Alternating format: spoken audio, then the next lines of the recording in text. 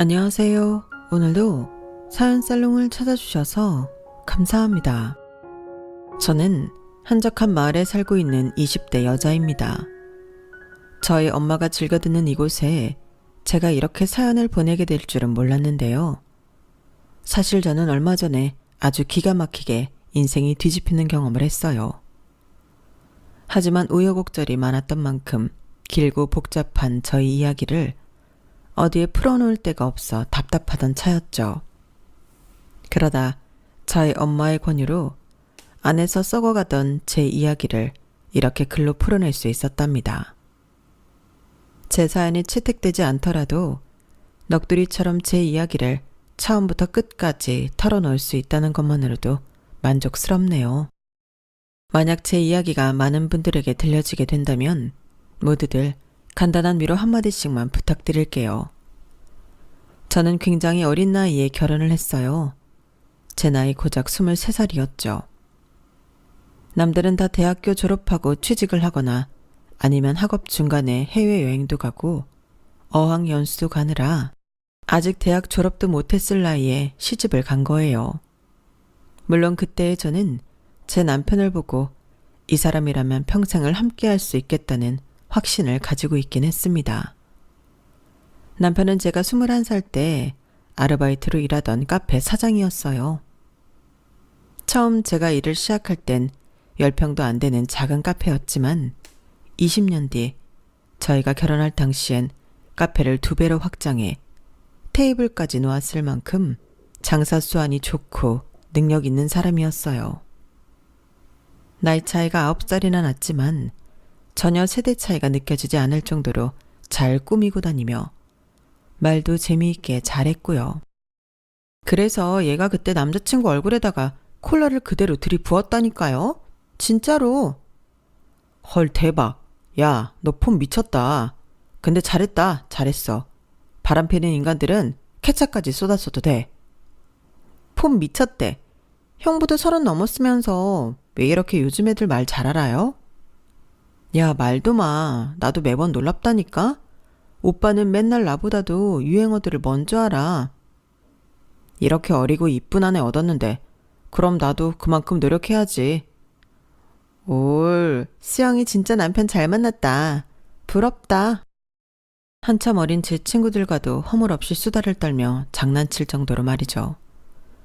저도 당연히 제가 남편을 잘 만났다고 생각했고 저희의 결혼 생활이 연애 때처럼 즐겁고 재미있을 줄만 알았어요. 남편과 저는 둘 다 집에 엄마만 계셨는데 상견례 자리에서도 서로 얼마나 다정하게 얘기하셨는지 몰라요. 시어머니 되실 분도 이렇게 어리고 예쁜 며느리 주셔서 감사하다며 좋은 얘기만 잔뜩 해주셨고요. 그렇게 순조롭게 결혼 준비를 해가던 어느 날이었습니다. 예식이 2달 정도 남은 시점이었는데 시어머니가 절 따로 불러내신 거예요. 둘만 만나서 얘기할 게 있다면서요. 자상한 시어머니가 좋았던 저는 아무런 의심 없이 냉큼 시어머니 댁 근처에 있는 카페로 갔죠. 어머님, 그간 잘 지내셨어요? 어머, 다이어트 한다더니 노력 많이 하는구나. 얼굴이 몰라보게 예뻐졌어. 에이, 아니에요. 좀 더 빼야 해요. 그런데 갑자기 연락하셔서 놀랐어요. 어쩐 일이세요? 다른 건 아니고 우리끼리 얘기할 시간이 도통 없었잖니. 이제 앞으로 평생 볼 사이인데 미리 친해지면 좋지 않을까 하고. 좋죠. 종종 이렇게 예쁜 카페도 같이 오고 그래요, 어머님. 그럴까? 우리 수영이가 이렇게 예쁘고 싹싹해서 얼마나 기쁜지 몰라.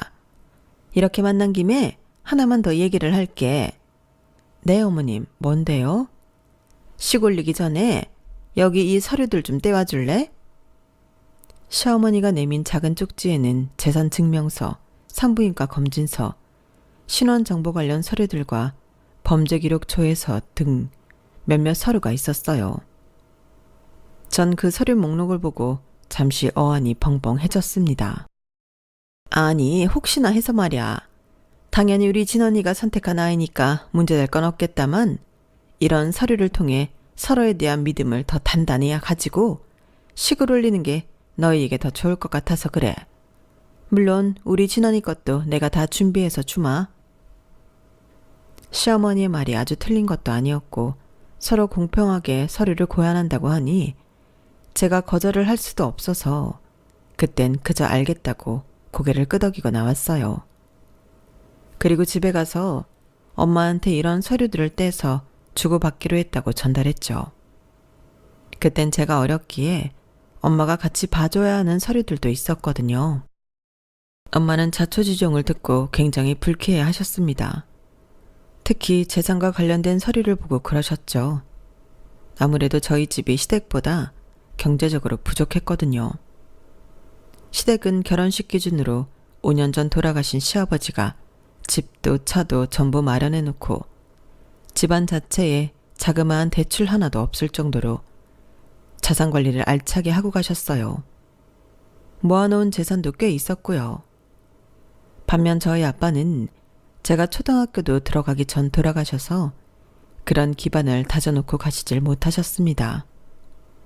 아빠가 돌아가신 후로는 엄마 혼자 일하시면서 절 키우느라 재산을 모을 여력이 없었죠. 당연히 아파트 대출도 좀 있었고요. 게다가 저도 이제 막 대학을 졸업하는 상황이었기에 남편처럼 제대로 된 경제활동을 하지 못했어요. 저는 당연히 시댁 식구들이 이런 저희 집안의 상황을 감안해 줄 거라고 생각해 별로 감정이 상하진 않았고 오히려 그쪽에서 먼저 서로 확실히 할 건 확실히 하자고 얘기한 게 내심 마음에 들기도 했어요. 시어머니와 남편이 정말 믿을 만한 사람들이구나 생각도 들었죠. 하지만 딸을 보내는 엄마의 입장은 다를 수밖에 없었던 모양입니다. 엄마는 목록에 적힌 서류를 순순히 다 떼주면서도 남편의 서류를 받으면 엄마한테 달라고 신신당부를 했습니다. 엄마가 알아서 잘 보관하고 있겠다면서요. 어쨌든 저희들은 서로 아무것도 걸릴 것 없는 깨끗한 서류를 주고받았고 결혼식까지 무탈하게 올릴 수 있었답니다. 신혼여행까지 다녀온 뒤 저희는 알콩달콩한 신혼생활을 보냈어요. 처음엔 소꿉놀이를 하는 것 같고 재밌더라고요.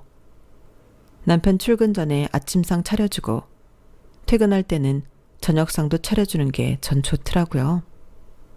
하루 종일 집안일을 하는 것도 밖에 나가 일하는 것과 달리 시간이나 상황에 쫓길 일이 없으니 스트레스 받지 않고 잘했죠. 그런데 그런 평화로운 시간은 불과 반년도 넘기지 못하고 사라졌어요. 결혼 후부터 시어머니가 조금씩 불편해지기 시작했거든요. 그 첫 시작은 그놈의 요즘 애들 소리였습니다. 내가 얼마 전에 성태 엄마를 만났잖아? 근데 그 집 며느리가 진짜 너무 요즘 애들이래.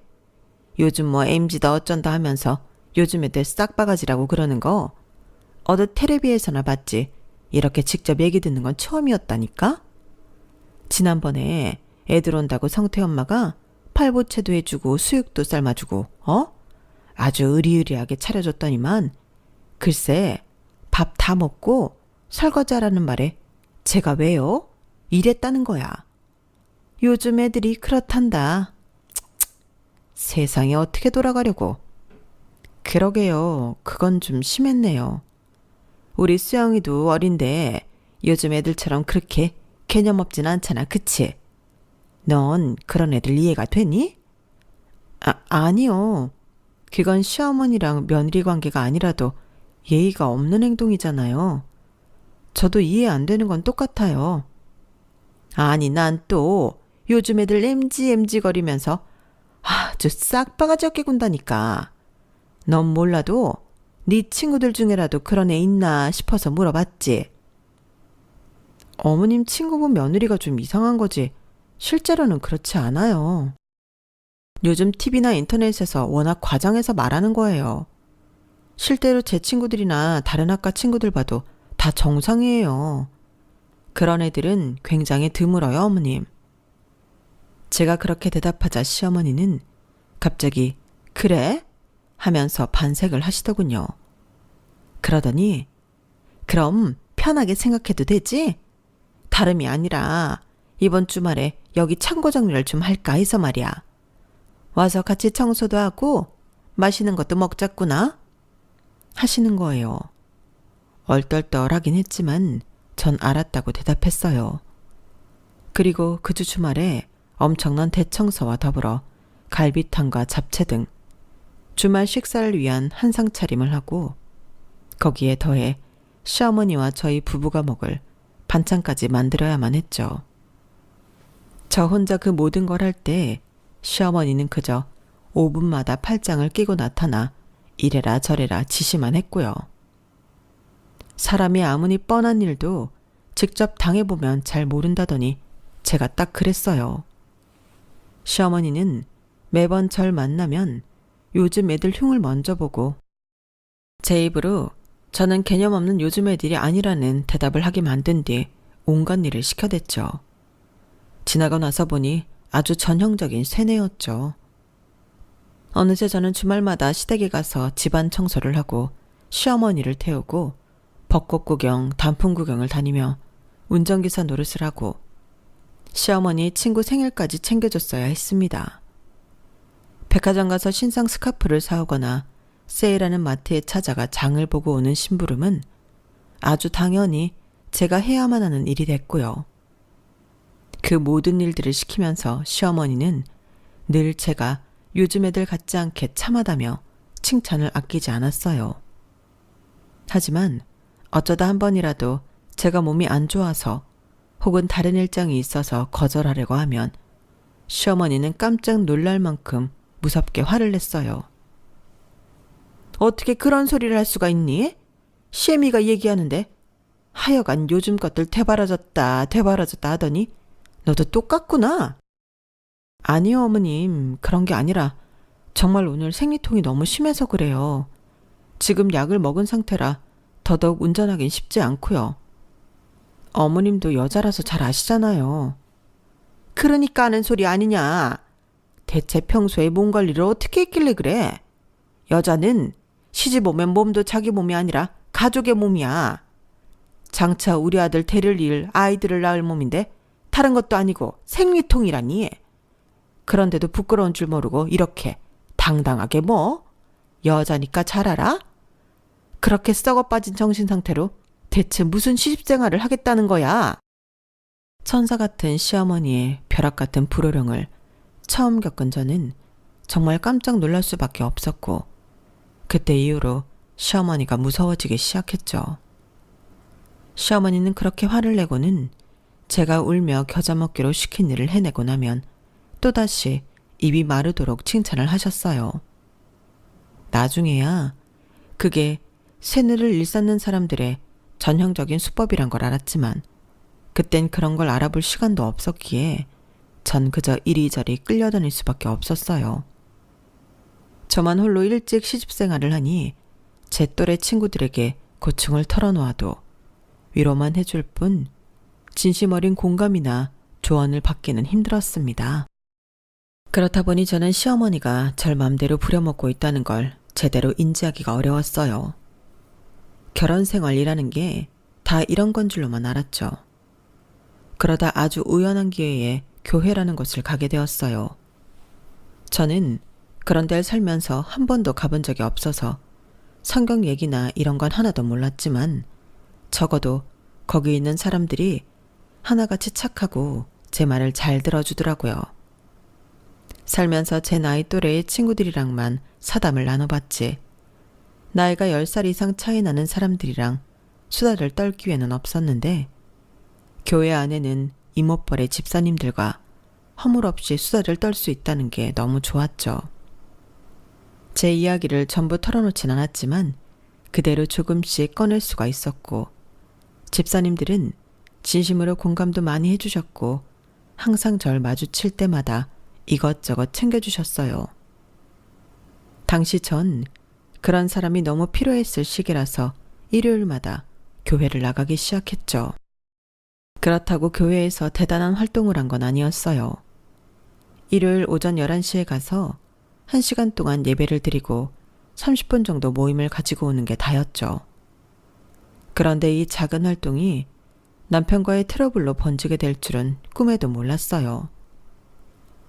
주말엔 잠 좀 편하게 자자. 나 쉬는 날 일요일밖에 없는 거 몰라? 왜 이렇게 일요일마다 아침부터 부스럭거리고 거슬리게 하는 거야, 짜증나게. 당신 잠기 예민하다고 해서 내가 샤워도 다 전날 미리 하고 자고 아침엔 일어나서 옷만 갈아입고 나가는데 뭐가 그렇게 거슬리다는 거야. 나처럼 조용히 나오는 사람이 어딨다고. 네가 침대에서 혼자 일어나는 것 자체가 거슬린다니까. 네가 나가면서 매트리스가 흔들리잖아. 그냥 좀 자면 어디가 덧나냐? 아니, 그럼 그동안 밤에 화장실 다녀오는 건 대체 어떻게 참았대? 그 정도로 예민한 거면 애초에 매트리스를 하나 사면 안 됐지. 요즘 매트리스 2개 붙어있는 침대도 나온다던데 그런 걸로 바꾸던가. 그게 얼마나 비싼 줄 알아? 철딱서니가 없어도 유분수지. 네가 돈 벌어오는 거 아니면 입 다물고 있어. 신혼 초엔 전혀 예민한 게 없던 남편이 갑자기 제가 침대에서 일찍 일어나는 게 거슬린다면서 시비를 걸기 시작하는 거예요. 제가 교회에 나가기 시작하면서부터 갑자기요. 처음엔 제가 부스럭거리는 게 싫다고 해서 머리 드라이도 안 하고 화장도 안 하고 옷만 최대한 조용히 갈아입고 나왔는데 침대가 흔들리는 게 거슬린다는 말에 기가 찼네요. 전 안 그래도 남편을 통해 시어머니한테 무슨 안 좋은 말이 들어갈까봐 나오기 전에도 밥상을 다 차려놓고 나갔거든요. 남편은 밥이랑 국만 퍼서 먹으면 됐었는데 그걸 가지고도 짜증을 내는 겁니다. 하다못해 제가 전날 밤에 거실 소파에서 잠을 자려고 해도 그건 부부로서의 의무를 다하는 게 아니라며 또 짜증을 냈어요. 제 갖은 노력에도 남편의 짜증은 멈출 줄 몰랐고 중국에는 시어머니께 절 완전히 이상한 아내인 양 말을 해놨더라고요. 일주일에 고작 2시간 외출하는 것 가지고 무슨 교회에 미쳐서 가정을 내팽개친 사람 취급을 하면서요. 진원이한테 얘기 들었다. 너 요즘 네 남편 잠도 못 자게 방해하면서 밖으로 놔둔다며. 너 시집 온 지 뭐 얼마나 됐다고 벌써부터 그렇게 밖으로 놔두는 거니? 지금 이게 내 귀에도 들려올 정도면 평소에 얼마나 가정에 소홀한 거냐고? 아니에요, 어머님. 저 진짜 안 그래요. 평소에 매일같이 집에서 살림이나 하고 남편이나 어머님 심부름 다 하고 있는 거 아시잖아요. 일요일 오전만 잠깐 다녀오는 것 뿐이에요. 그마저도 거슬린다고 해서 전 침대 끄트머리에만 붙어서 잔다고요. 그래, 너 말 잘했다. 내가 이거 듣고 정말 기가 차서 너 진은이한테 매트리스 2개 사잔 얘기를 했다며. 남편 잠기가 예민한 걸 가지고 멀쩡한 침대를 갈아치우자고 했다며. 어쩜 너는 돈도 없는 애가 바라는 게 많니? 내가 너한테 밖에 나가서 우리 아들만치 돈 벌어오라고 한 적 있어? 그저 집에서 남편 뒷바라지만 잘 하라고 했지? 근데 그거 하나도 제대로 못하는 주제에 그딴 되바라진 소리나 해? 돈 버는 재주가 없으면 가정에 충실하기라도 해야지. 그것조차 안 하면 네가 우리 집에 빌부터 사는 것밖에 더 되니? 말씀이 너무 심하세요. 정말 해도 해도 너무한 거 아니에요? 제가 대체 언제 가정에 소홀했다고 이러세요. 오히려 저만큼 가정에 헌신하는 사람이 드물다고요. 전 어머님이나 남편이 하라는 거 전부 다 해드리고 있는데 대체 뭘 그렇게 잘못했다고 이렇게까지 막말을 퍼부으세요? 너 그런 얘기는 어디서 배워왔어? 뭐, 너만큼 가정에 헌신적인 사람이 없다고? 대체 누가 너한테 그따위 말을 가르쳤냔 말이야. 네 주변에 결혼생활 하는 사람이 어딨다고? 가만, 너 그거 교회에서 들은 얘기지? 이거 봐라 이거. 그새 바깥바람 좀 쐈다고 애가 이렇게 변했다. 얘를 어쩌면 좋니? 얘기가 아예 안 통하더군요. 저는 결국 유일하게 제 얘기를 들어주는 사람들이 있는 교회를 2주에 한 번, 한 달에 한 번 가다가 아예 못 가게 되었어요. 그런데 남편과 시어머니는 제가 교회를 그만둬도 잔소리를 멈추질 않았어요. 심지어 원래는 시어머니의 잔소리만 듣던 걸 남편의 잔소리까지 2배로 들어야 했고 매번 말하는 레퍼토리가 요즘 애들에서 가난한 집안 딸로 바뀌었죠. 제가 아무리 살림을 완벽하게 해도 두 사람은 도무지 만족할 줄을 몰랐고 조금이라도 빈틈이 보이면 득달같이 가난한 집안 딸이 살림 말아먹는다며 욕을 해댔어요. 한번 미운 털이 박혔다고 절 피말려 죽이라는 건가 싶을 정도였네요. 요리 다 끝나고 왜 행주 바로 안 빨아놨니? 주방에 냄새 배면 음식이 맛있게 만들어지겠어? 가난한 집안 딸이라 이런 냄새를 잘 모르는 거야? 이 퀴퀴한 냄새에 안 맡아지냐고. 넌 살림이라곤 제대로 아는 게 하나도 없구나. 아이씨, 야, 나 생선가시 다 안 발라놓으면 안 먹는 거 몰라? 누가 밥상머리에서 이거 하나하나 가시 떼가면서 먹어. 아무리 가난한 집안이었다고 해도 이건 기본 상식 아니야? 상식. 꼭 귀찮게 말을 해줘야 알더라. 예, 너 이리 와봐. 여기 욕실 청소하고 나서 내가 물때 자국 신경 쓰라고 했지. 근데 이거 보여? 아니 여긴 너희 집처럼 가난한 집구성이 아니라니까. 우리 집은 재산이야 재산. 이런 식으로 관리해서 쓰겠니? 전 시댁에서도 저희 집안에서도 발걸음 하나까지 신경 쓸 정도로 예민해져만 갔고 극심한 스트레스로 인해 몸도 마음도 엉망진창이 되어갔어요. 도저히 버티다 못해 하루는 정말 진지하게 남편을 앉혀놓고 대화를 시도했죠. 두 사람의 언행이 상식적으로 너무 지나치다고요.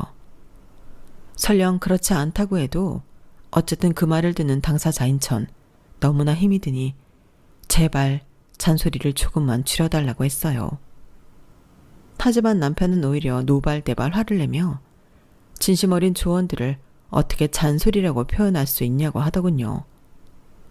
사실 저는 하나뿐인 동아줄을 담는 심정으로 남편에게 대화를 시도했던 건데 전혀 소통이 되지 않자 크게 낙심할 수밖에 없었어요. 전 바로 그 다음날 간단한 짐을 챙겨 친정집으로 도망을 갔습니다. 갑자기 연락도 없이 찾아온 딸을 보고 엄마는 많이 놀라신 것 같았어요. 하지만 저에게 아무런 얘기도 묻지 않으시고 그저 밥을 차려주시고 푹 잘 수 있게 해주셨죠. 다음날 저는 엄마한테 그간 있었던 일들은 전부 이야기했습니다. 울진 않으려고 했는데 얘기를 하다 보니 저도 모르게 닭똥 같은 눈물이 펑펑 쏟아지고 말았어요. 엄마는 제 손을 꼭 잡고 별말 없이 얘기를 전부 들어주셨고요. 친정집에 온 지 3일째 되는 날 아침 새벽부터 일어나 분주하게 움직이던 엄마는 제 양손에 묵직한 짐을 한 보따리씩 쥐어주시며 절 다시 남편 있는 집으로 돌려보내셨어요. 남편이랑 시어머니에게 한 박스씩 주라고요.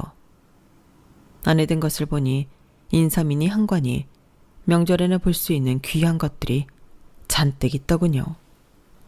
그걸 제 손에 들려보내는 엄마 심정이 어땠을지 감히 짐작도 되지 않았어요. 그날 집으로 돌아오는 버스 안에서 전 쉴 새 없이 소리 없는 눈물을 흘려야만 했답니다.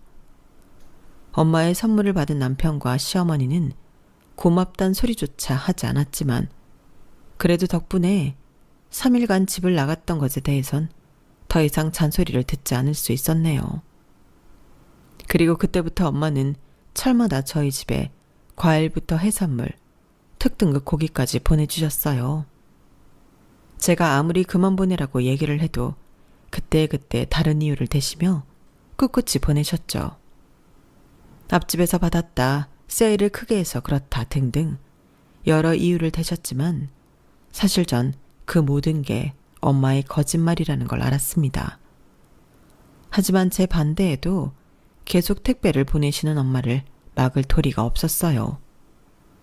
그렇게 엄마에게 미안한 마음은 자꾸만 쌓여가는데 시어머니랑 남편은 고마운 줄도 모르고 처먹을 줄만 아니 점점 제 안에서도 분노가 쌓여가기 시작했어요. 고기 좀 더 빨리빨리 구울 수 없어?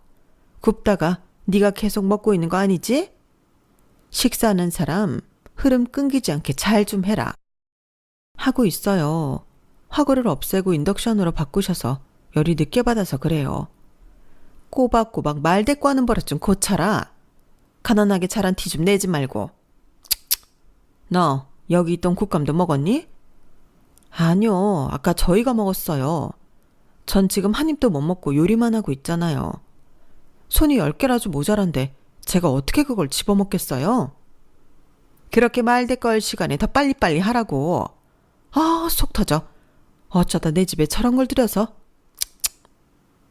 뼈 빠지게 지들 뒤치덕거리 다 하고 살림하며 친정엄마가 보내온 귀한 재료로 밥상까지 차려주는데도 저한텐 한 입도 주기 아까워하더군요. 그런 모습을 보며 언제고 이 집에서 종노릇 할 수는 없겠다 싶어서 저도 집에서 할 수 있는 일을 조금씩 찾아서 하기 시작했습니다. 확실히 여자도 경제력이 있어야 한다는 옛날 어른들 말씀이 하나 틀린 게 없더라고요. 남편과 시어머니 모르게 일을 하면서 저는 차곡차곡 돈을 모아갔어요. 처음엔 정말 작은 돈만 벌 수 있었던 일이 다행히 점점 수입이 오르게 되더군요. 시간이 지나면서 제가 일에 적응이 되니 점점 손이 빨라졌거든요. 저축 금액이 쌓여가자 저도 모르게 이혼에 대해서 생각하는 시간이 많아졌어요. 남편과 시어머니 때문에 고단할 때마다 혹시 몰라 녹음기를 켜고 문자 내용을 캡처해 놓곤 했죠. 그렇게 하니 마음이 전보다는 좀 편해지긴 하더라고요. 직장인들이 사직서를 품고 산다는 말이 어떤 말인지 이해가 되기도 하고요. 약 1년 반 정도의 시간을 그렇게 보낸 것 같네요. 하루는 저희 엄마가 김장김치를 또 보내오셨어요. 그런데 그 양이 무려 50폭이나 될 정도의 양이었죠. 당시 배추값이 많이 올라서 뉴스도 여러 차례 나왔었는데 그 정도 양의 김장김치를 보내시니 제가 당장 전화해서 엄마께 정말 이러지 말라고 얘기했어요. 엄마는 그때도 시어머니 20폭이 드리고 남편과 저는 30폭이 가지고 잘 먹으라는 말씀만 하셨죠. 하지만 제가 정말 진지하게 그러지 말라고 그럴 필요도 없는 인간들이라고까지 이야기를 하니 처음으로 알겠다고 대답을 해주시긴 했습니다. 그리고 통화를 하는 김에 돈을 어느 정도 모아두었던 저는 엄마를 집으로 초대했어요. 이번엔 제가 엄마께 제대로 보답을 해드리고 싶었거든요. 엄마가 만들어준 김치로 한 끼를 먹고 저녁엔 고급 레스토랑을 데려가 드리고 싶었어요. 그래서 바로 이틀 뒤로 약속을 잡고 그날 갈 만한 고급 레스토랑도 전부 예약을 해두었죠. 전 사실 엄마를 초대했을 때 제 시집살이를 보여드리고 싶지 않았어요. 그래서 애초에 남편도 일정이 있고 시어머니도 바쁜 날을 골라서 약속을 잡았죠. 집으로 초대했을 때 엄마가 바로 이틀 뒤에 오신다고 해서 오히려 좋았던 이유도 보통 하루 이틀 전에 스케줄이 변동되는 일이 없기 때문이었어요.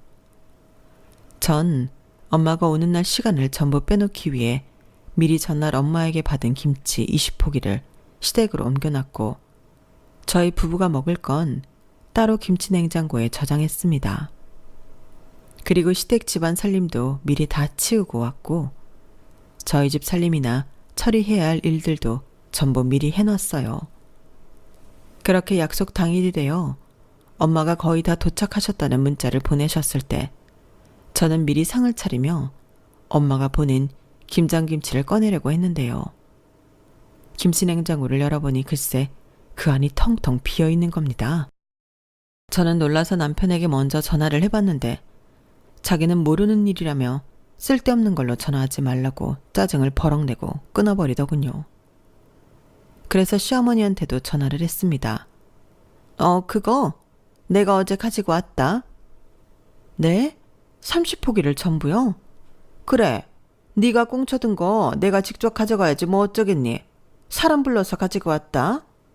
너 어쩜 나한테는 반도 안 되는 양을 주고 그렇게 뒤로 빼돌릴 생각만 했니? 걷어준 은혜도 모르고 아주 배은망덕하구나. 어머님, 그게 아니라 애초에 저희 엄마가 저희 두 사람한테 30포기, 어머님께 20포기 드린 거예요. 저희는 인당 15폭이고 어머니는 혼자 20폭이라서 제일 많이 드린 거였다고요. 적당히 나눈 걸 가지고 뒤로 빼돌렸다뇨. 애초에 이 김치 자체가 저희 엄마가 주시는 건데요. 보자 하니까 이게 정말?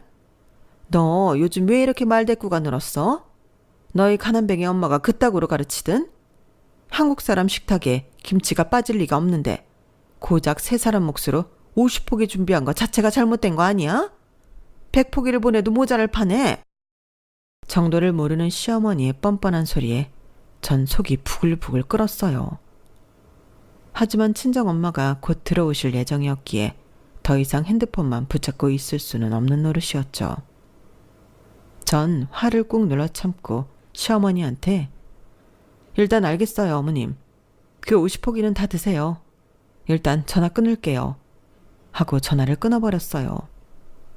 전화를 끊자마자 5분도 안 되어서 친정엄마가 도착을 하셨고 전 아무 일 없다는 것처럼 맑은 얼굴로 엄마를 맞이할 수 있었습니다. 엄마가 보내주신 김치랑 먹을 만한 음식을 마련했었는데 같이 먹지 못해 아쉬웠지만 다행히 엄마는 그래도 맛있다며 좋아해 주셨죠. 그런데 식사를 다 마친 엄마가 잠시 화장실을 갔을 때였어요. 갑자기 현관에서 도우락 소리가 들리는 겁니다. 소스라치게 놀란 채가 현관으로 나갔더니 시어머니가 씩씩거리며 들어오고 있더군요.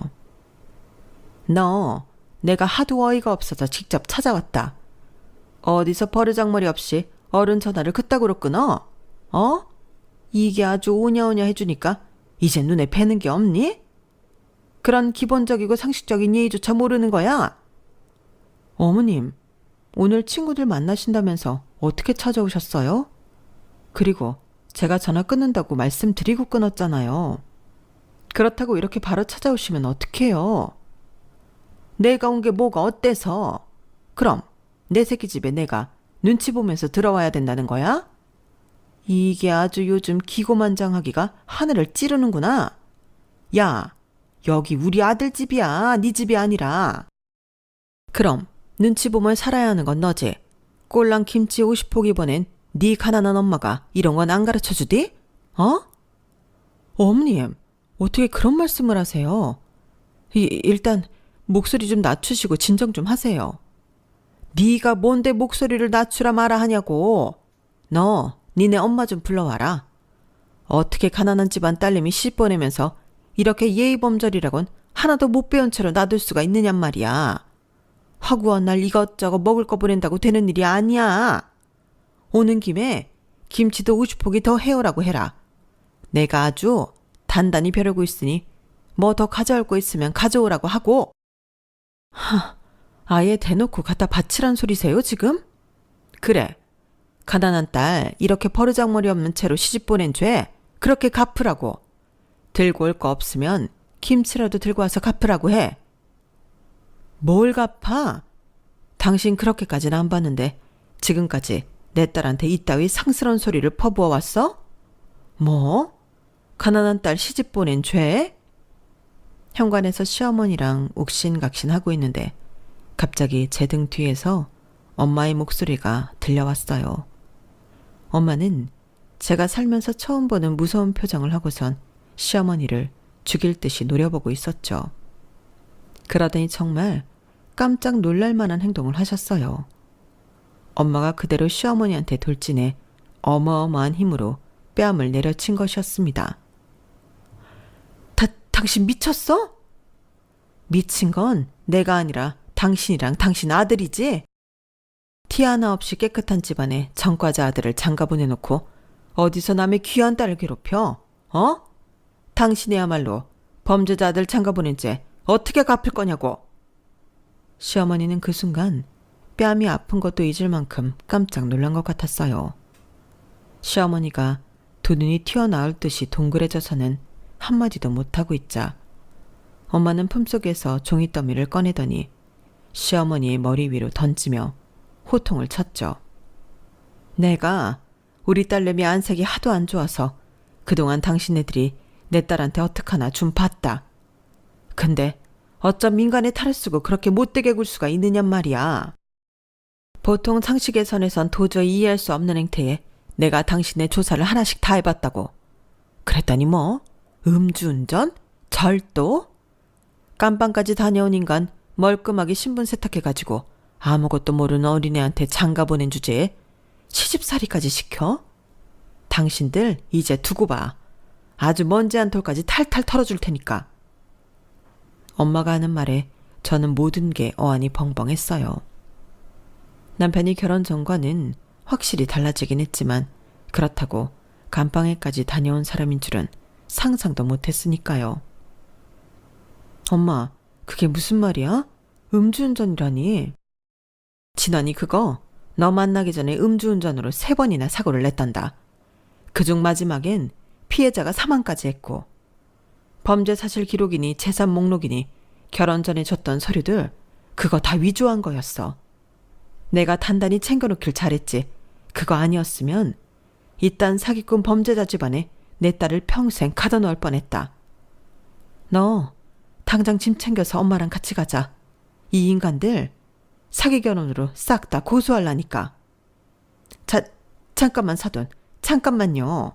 뭔가 오해가 있나 본데 우리 아들 좀 불러올 테니까 다 같이 얼굴 보고 얘기해요. 네?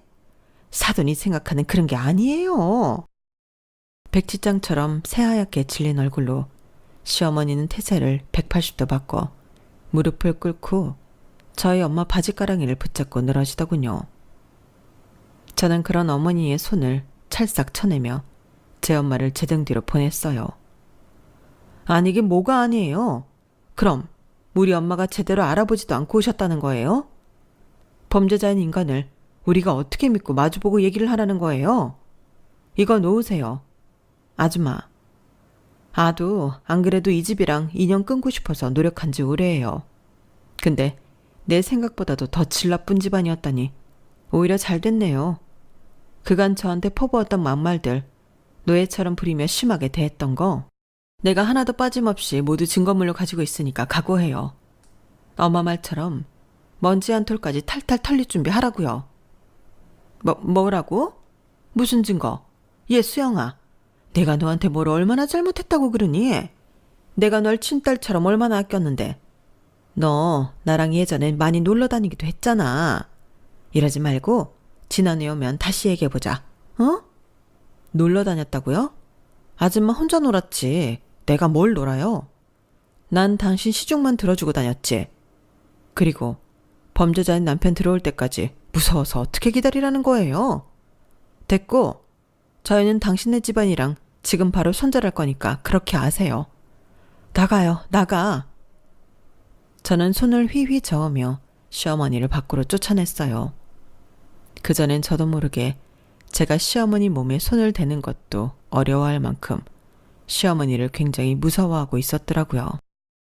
그런 제 자신을 그때 시어머니를 끌어내리면서 깨닫게 되었던 거죠. 동시에 이렇게 별것도 아닌 사람을 그동안 쓸데없이 무서워했구나 하는 생각도 들었어요. 대화로 해결하자는 소리만 반복하면서 비굴할 만큼 저희한테 매달리는 시어머니를 밖으로 내쫓은 뒤 저랑 엄마는 중요한 집만 얼른 챙겨서 친정집으로 가버렸어요. 친정집에 도착하자마자 뒤늦게 시어머니한테 상황을 전달받은 남편이 저에게 미친 듯이 연락을 해오더군요. 저는 괜히 바로 전화를 하기보단 변호사랑 얘기를 나눠보고 전화를 하고 싶어서 내일 전화하자라는 문자 한 통만 남겼어요. 그럼에도 남편은 밤 늦게까지 수십 통의 전화를 하고 이후엔 수십 통의 문자를 해왔죠. 문자 내용은 아주 다채로웠습니다. 처음엔 구구절절 자기가 다 사정이 있어서 그런 거라고 하더니 또 저에게 사랑한다면서 되도 않는 착한 척을 하다가 나중엔 입에 담기도 어려운 욕설들을 보내왔죠. 전 다음 날이 되자마자 엄마와 함께 변호사 사무실을 찾았어요. 제가 모았던 증거들과 바로 전날 남편이 보낸 문자 내용을 본 변호사는 오히려 쉬운 싸움이 된 거라며 좋아하더라고요. 저희는 그날 바로 소장까지 작성을 마쳤어요. 정말로 시댁을 영영 벗어난다고 생각하니 저는 10년 묵었던 채증이 내려가는 것처럼 생기를 되찾고 몸이 되살아나는 것만 같았어요. 나중에 알게 됐는데 시어머니랑 남편이 이렇게까지 길길이 날뛰는 이유가 다 있더라고요. 범죄 이력이 많은 전과자였던 남편은 사기죄까지 저지른 것이 밝혀지면 또다시 실형을 살게 될 수도 있었기 때문이에요. 게다가 남편과 시어머니가 그동안 저한테 막대해왔던 것은 전부 엄연한 폭력이었어요. 제가 모든 증거를 가지고 두 사람을 신고하면 남편의 죄질이 굉장히 불량하다고 보여지면서 감방에 다시 가게 될 확률이 더더욱 올라가게 되는 것이었죠. 단순한 이혼이랑은 차원이 달랐기 때문에 두 사람이 그런 반응이 나올 수밖에 없었던 거였습니다. 전 남편, 아니 그 범죄자 사기꾼이 감옥에 들어가면 당장 저와 엄마한테 해코지할 수도 없을 테니 저는 오히려 잘 됐다 싶었어요. 엄마가 그 걱정을 정말 많이 하셨거든요.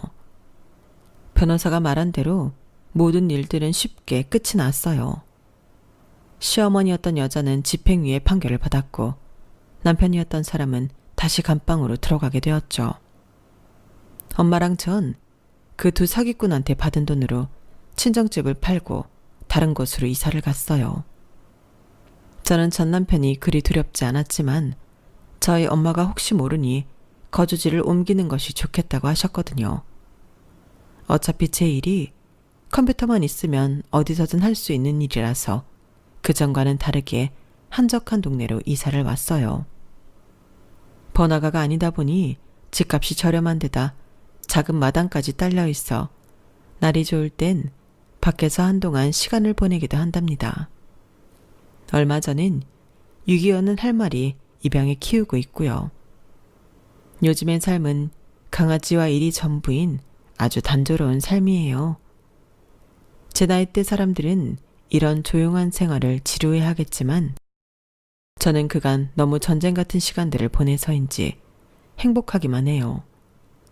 시간이 좀 지나니 엄마는 제가 아직 젊다며 내년쯤엔 다른 남자도 만나보라고 은근슬쩍 말씀하시더라고요.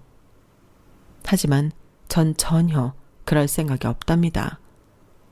지금처럼 앞으로 평생 엄마랑 같이 평화롭게 지내고 싶어요. 때때로 지난 일들이 떠올라 괴로웠지만 어디 가서 털어놓을 데도 없고 답답했는데요.